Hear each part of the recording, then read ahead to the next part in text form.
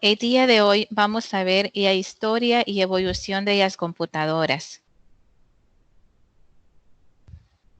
Cuando vemos un poco acerca de la historia, podemos atribuir que la primera computadora analítica, o mejor dicho, la máquina analítica como tal, fue desarrollada en 1823 y quien concibió esta computadora o quien la desarrolló fue Charles Babbage. Charles era un profesor de matemáticas del siglo XIX de la Universidad de Cambridge. Es importante mencionar de que esta necesidad surgió debido a la frustración que él sentía durante el tedioso proceso que se daba al momento de hacer las creaciones de las tablas matemáticas y lo mismo que ocurrían demasiados errores por esta creación. Pero realmente quien escribió un plan para usar la máquina analítica como tal, es decir, quien la programó como tal, de forma que permitiera calcular los números de las secuencias de Bernoulli, fue Augusta Ada King, quien se le conoce como la condesa de Lovells. Ella fue básicamente la primera programadora. Podemos preguntarnos, y yo creo que todos en algún momento deberíamos de preguntarnos, ¿qué significa? Podemos preguntarnos, y creo que todos en algún momento podríamos preguntarnos, ¿qué significa vivir sin computadora? Pues ante esta pregunta creo que surge una respuesta un tanto lógica. Hoy en día, en nuestra sociedad, pues difícilmente podemos vivir sin computadoras, porque básicamente las computadoras las tenemos integradas en todo dispositivo, incluyendo nuestro teléfono, el cual básicamente es una computadora ya que andamos en él, donde en nuestro teléfono nosotros coordinamos lo que son las reuniones. De igual manera, también hacemos videoconferencias, podemos realizar recordatorios y esto lo sincronizamos a todos nuestros dispositivos eléctricos, es decir, lo sincronizamos a nuestra tablet, lo sincronizamos a nuestra computadora de escritorio, a nuestra portátil. Básicamente, dependemos, podríamos decir, en una buena proporción con el uso de las computadoras. Incluso las compras hoy en día, pues, las realizamos todas también de forma virtual y básicamente ya no necesitamos ir a las tiendas para poder venir y comprar algo. Simple y sencillamente nos vamos y de una u otra manera lo podemos hacer desde nuestro teléfono, lo podemos hacer desde nuestra computadora y podemos comprar sin ningún problema.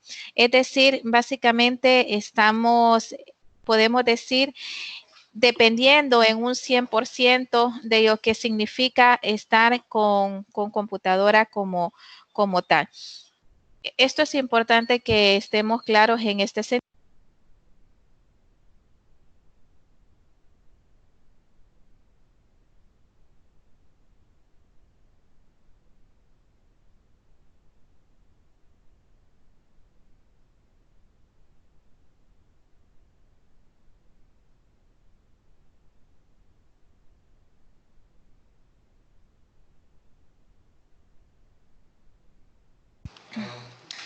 Ahora bien, ¿qué sucede antes de las computadoras?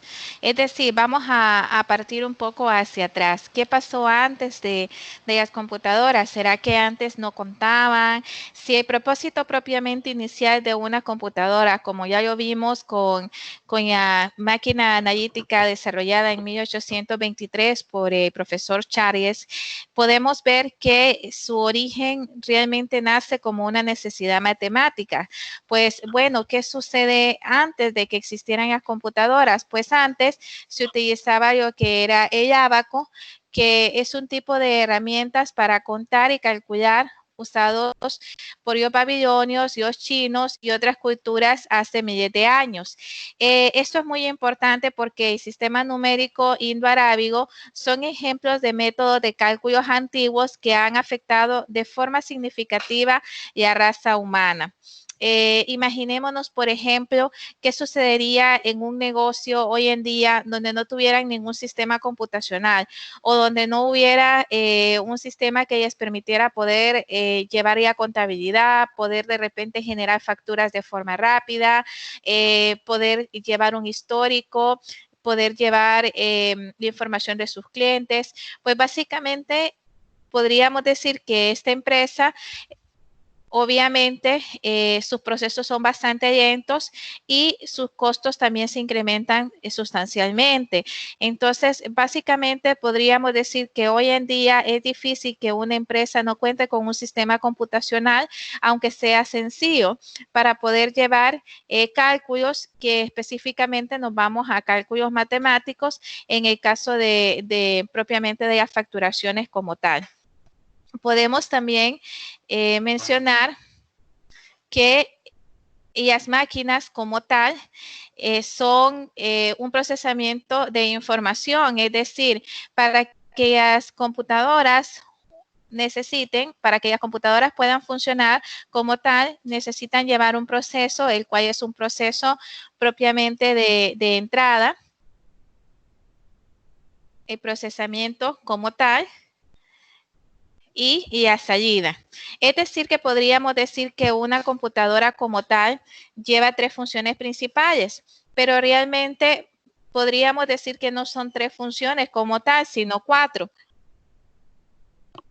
Porque las computadoras tienen su entrada, esa información, esos datos, que en un inicio realmente y los datos por sí solos no tienen un valor significativo, pero una vez que vamos dando ya sentidos a esos datos y vamos procesando, se va convirtiendo en una información. Esta información produce una salida, pero también podría ser que este proceso como tal se almacene. Es decir, que podríamos decir que una computadora como tal tiene su entrada, un proceso, tiene la parte de almacenamiento y también de salida como tal.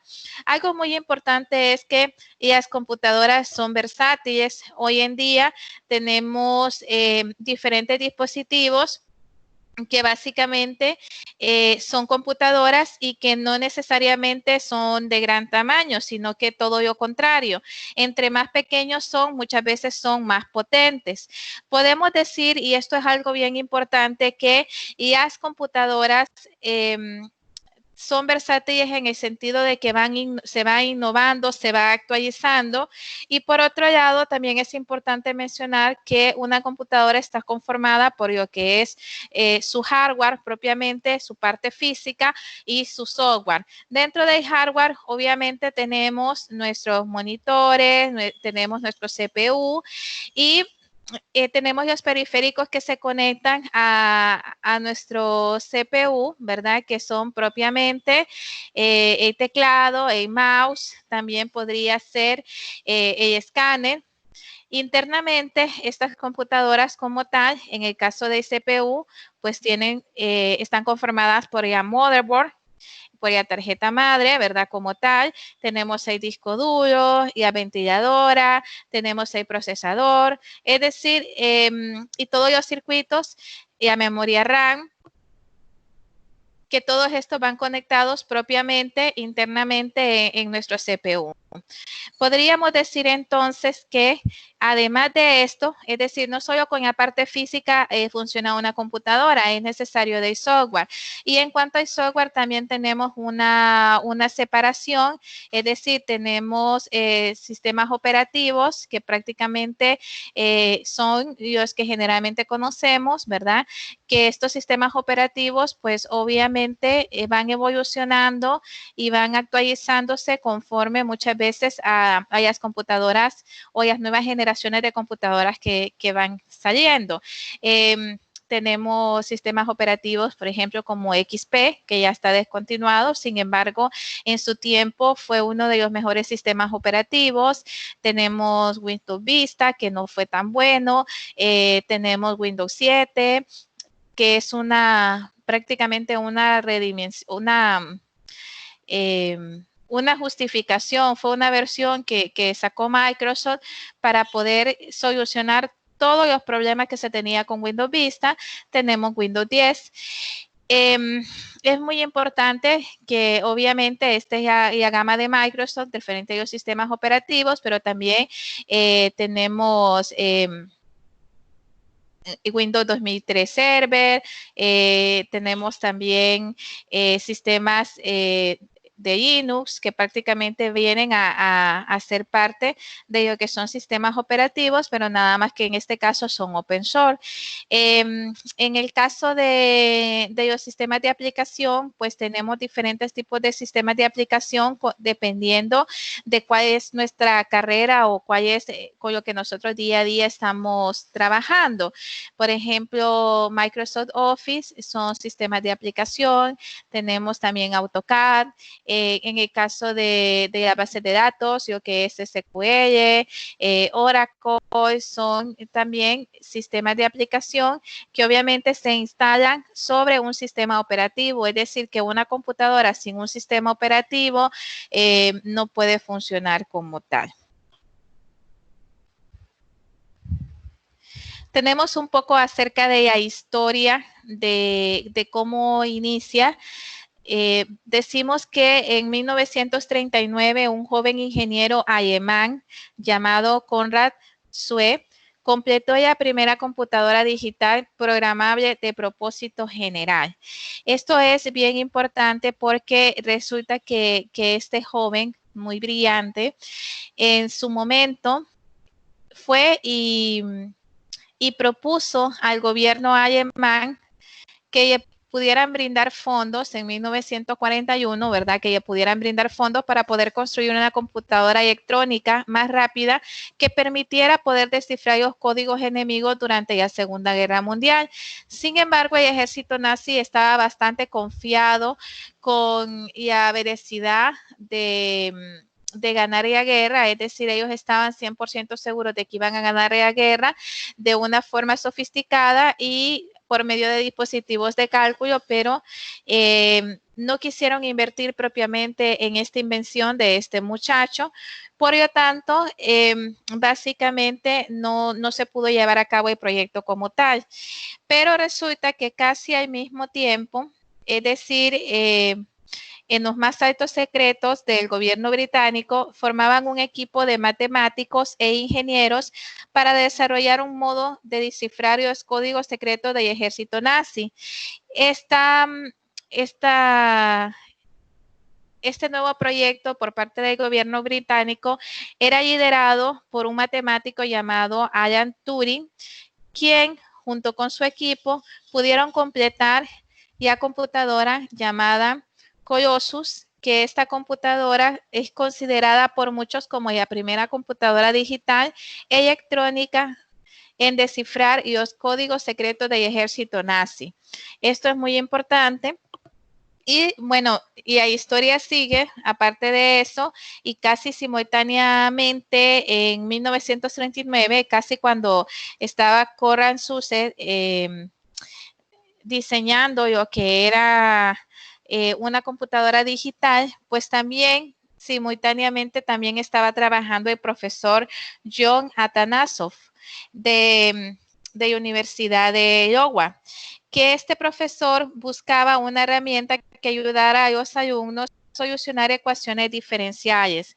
Inventó una máquina que ella llamó ABC, que significa computadora Atanasov Berry. Sin embargo, este profesor buscó ayuda por parte de IBM, es decir, buscó que le pudieran subsidiar todos los gastos que llevaba obviamente investigación como tal, pero IBM rechazó la invitación o rechazó la propuesta como tal. No tenía mucha fe propiamente en el invento. Luego viene el profesor Howard, que el profesor Howard como tal, tenemos que este profesor vino y tuvo un poquito de suerte propiamente con IBM. El profesor Howard era un profesor de Harvard y yo creo que IBM ya pudiera financiar lo que era la calculadora automática de propósito general. A esta calculadora ya llamó MARC-E y fue creada en 1944. Esta calculadora como tal medía 15 metros de largo por 2.5 de alto.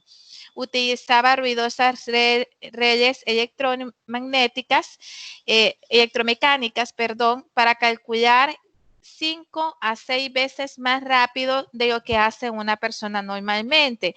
Sin embargo, un dato curioso de esta invención que hizo este profesor es que hoy en día cualquiera de las calculadoras de bolsillo que nosotros tenemos y que solamente cuestan $5 pueden superar el cálculo que en aquel momento hacía este equipo, que básicamente fue una inversión bastante significativa por parte de IBM como tal. Después tenemos un poco tenemos un poco más de historia y en 1946 tenemos la computadora ENIAC. Esta es una máquina experimental, no era de producción, tampoco era programable en el sentido actual, ocupaba todo un sótano y fue construida, o mejor dicho, para que funcionara necesitaba 18,000 tubos de vacío. Era una computadora que efectuaba 5,000 sumas por segundo y fue desarrollada en la Universidad de Pensilvania. Tenemos que, siguiendo con la historia, en 1949 se desarrolla la computadora EVAT. Esta era una máquina que podía catalogarse como la segunda computadora programable. También fue un prototipo de laboratorio, pero ya incluía en su diseño las ideas centrales que conforman las computadoras actuales. Es decir, básicamente ya aquí ya se consideraba un poco sobre cómo iba a ser o cuáles iban a ser y a base de investigación propiamente para las computadoras que hoy en día conocemos nosotros. En 1951, UNIVAC 1 fue la primera computadora comercial.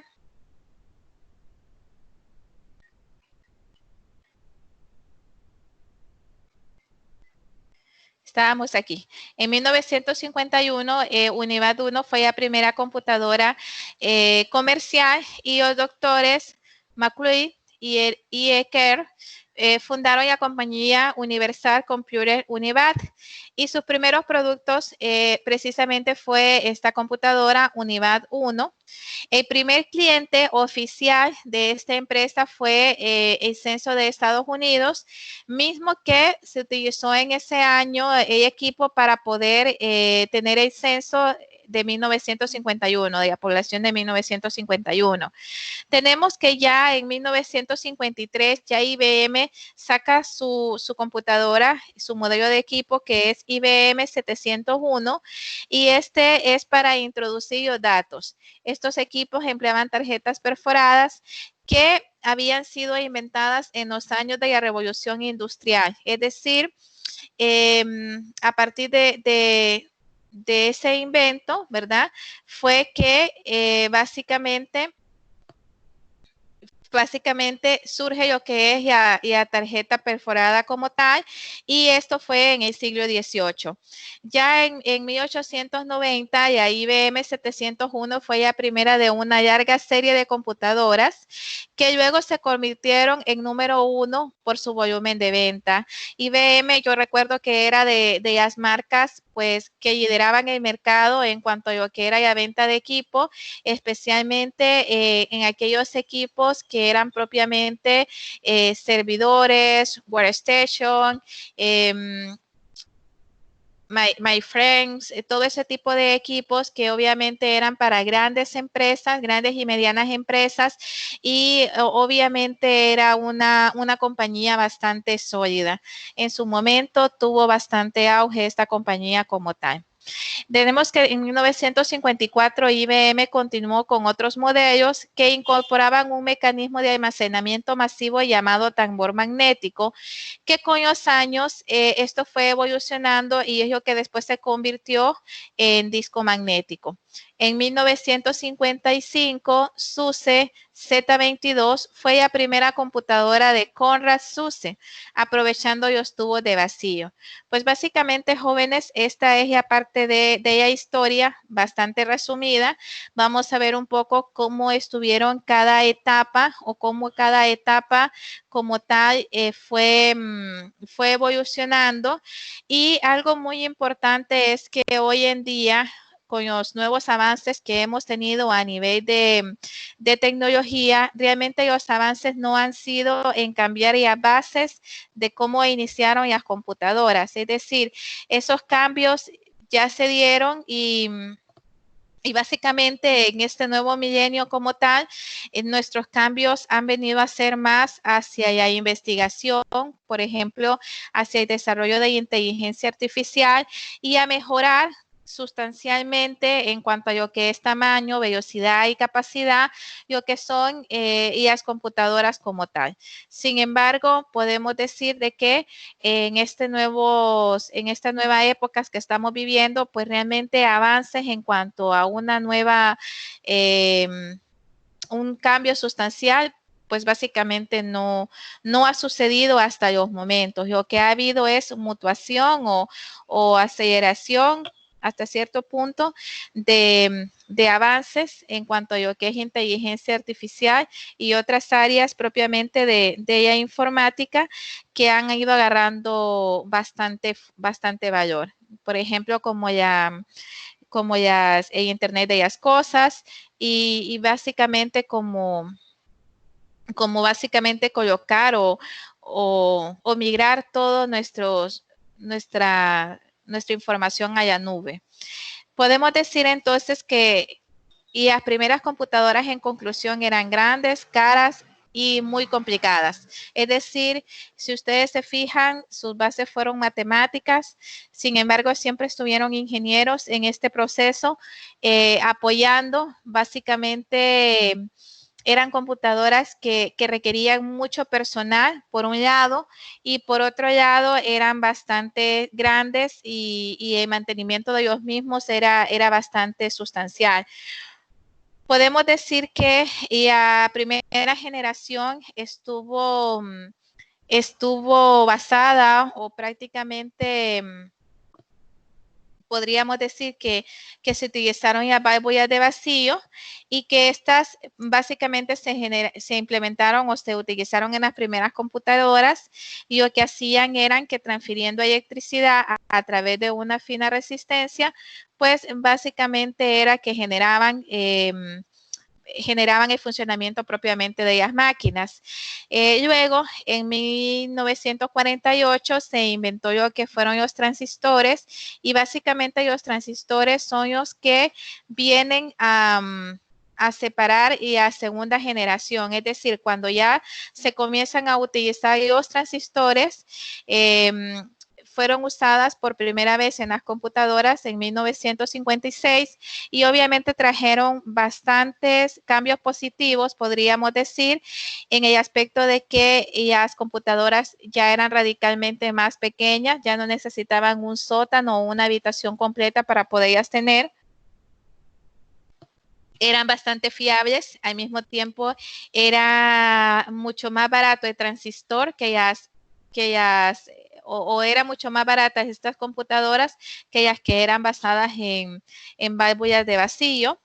Y gracias a las mejoras en el software que se produjeron casi al mismo tiempo, estas máquinas también eran mucho más sencillas, al mismo tiempo también eran mucho más rápidas y se podían programar y usar como resultados. Y las computadoras se empezaron a utilizar ampliamente en las empresas y en los estudios científicos y en las áreas de ingeniería como tal.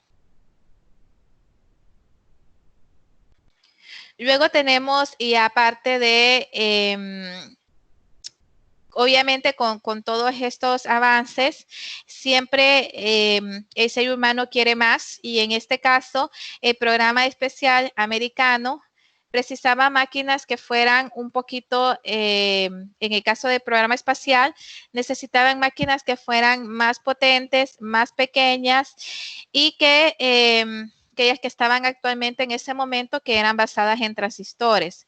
Esto los obligó a los inventores a desarrollar una tecnología que les permitía empaquetar cientos de estos transistores en un único circuito integrado dentro de delgados chips de silicios.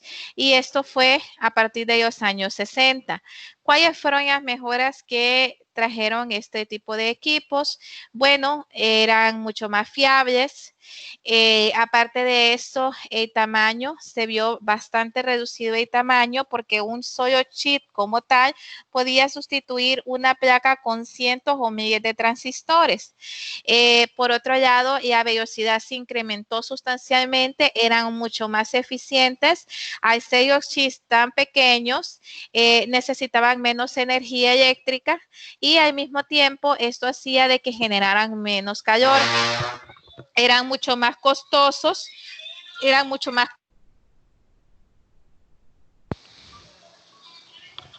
en el sentido que las técnicas de producción en masa hicieron posible la fabricación de chips.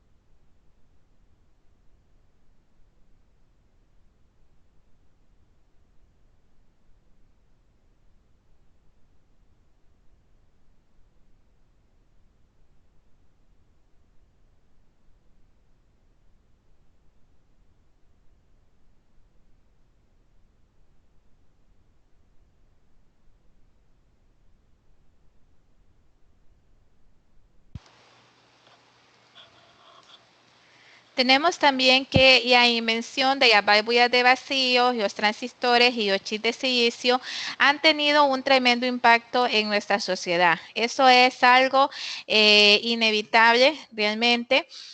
Y, pero el impacto de cualquiera de ellos no puede compararse con el que tuvo cuando se inventó el primer microprocesador que fue en 1971. Este componente crítico de una computadora doméstica completa contenía en un delgado chip de silicio el desarrollo de lo que era el microprocesador. Por parte de los ingenieros de Intel, provocó cambios radicales e inmediatos en los aspectos potenciales y disponibilidad de las computadoras. Actualmente un solo chip del tamaño de una uña puede contener el equivalente a millones de transistores. Obviamente, muchachos, hemos evolucionado en cuanto a lo que son los microprocesadores como tal y básicamente hoy en día tenemos nuevas generaciones de procesadores como tal que permiten propiamente que nuestros equipos sean más rápidos y más eficientes como tal. Y vamos a ver un poco acerca de las computadoras en la actualidad. Cuando hablamos de las computadoras en la actualidad, podemos, podemos ver que hay diferentes categorías. La primera categoría se conoce como supercomputadora. Esta computadora como tal se llama así a las computadoras que son más grandes, poderosas y costosas que existen en el mercado. Son utilizadas indistintamente por centros de investigación, universidades y grandes corporaciones. Entre su uso se encuentra el pronóstico del clima, el cálculo de las órbitas satelitales, entre otros. Es decir, estas computadoras generalmente jóvenes lo utilizan, por ejemplo, áreas como la NASA o como el Pentágono. Es decir, el Estado también tiene lo que muchas veces utilizan, lo que son supercomputadoras, porque obviamente son caras, pero al ser caras y a potencia de ellas mismas triplica o cuatriplica incluso y a capacidades de otros modelos de computadoras como tal.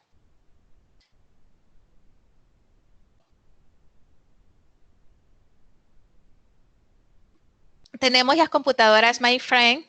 Estas computadoras, ese tipo de computadoras usualmente instalados en bancos, compañías de seguro, universidades.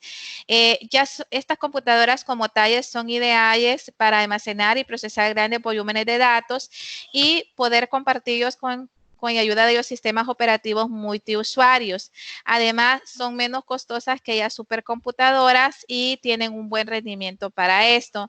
Y las mainframe como tal, pues también son computadoras que solo ciertas empresas ya utilizan específicamente para poder almacenar ya información y para que esta información pueda ser accesada por múltiples usuarios simultáneamente.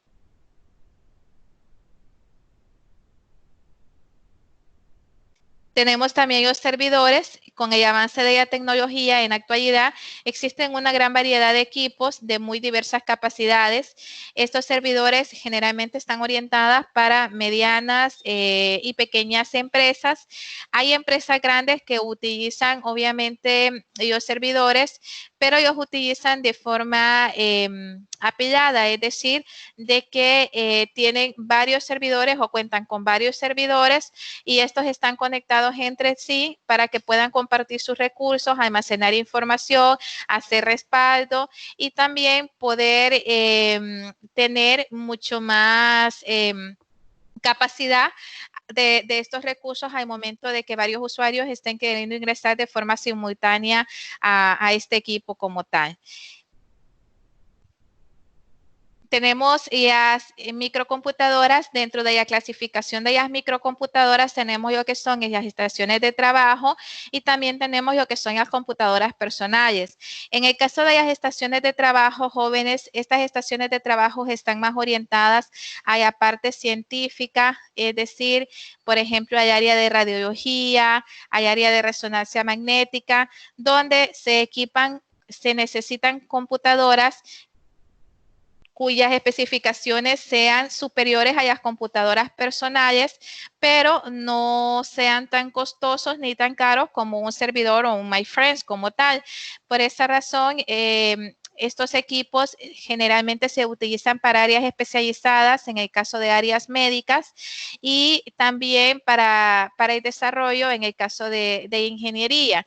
En este caso, estos tipos de equipos se necesitan con una buena resolución en cuanto a su tarjeta de video, debido a que son equipos que necesitan bastante precisión, se maneja bastante precisión en el caso de las imágenes y en el caso de poder tomar decisiones, por ejemplo, sobre algún tipo de enfermedad o tumor que exista, se necesita que tengan una muy buena resolución y además que sean rápidas y que puedan estar conectadas con los equipos médicos como tal. También en los áreas de laboratorio se necesitan. En el caso de las computadoras personales jóvenes, son las computadoras que generalmente tenemos en nuestras casas, pero también en las oficinas. Son computadoras de escritorio. Hoy en día, pues, han avanzado también significativamente en cuanto al tamaño y al peso de estas computadoras. Anteriormente eran equipos grandes, un poco pesados. Al ser computadoras de escritorio, pues su finalidad es no estarías moviendo de sitio, sino dejarías ahí. Pero conforme va pasando el tiempo y como los espacios de trabajo también se van disminuyendo, es decir, se van haciendo más pequeños y las empresas van optimizando más sus espacios, pues en todo caso requieren equipos más pequeños.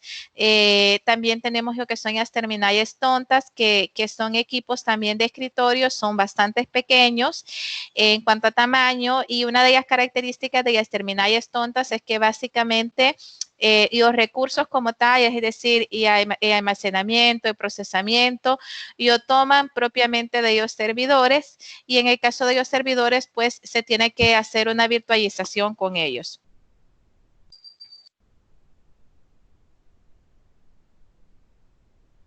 Tenemos las computadoras personales, que las computadoras personales como tal, pues son máquinas bastante livianas.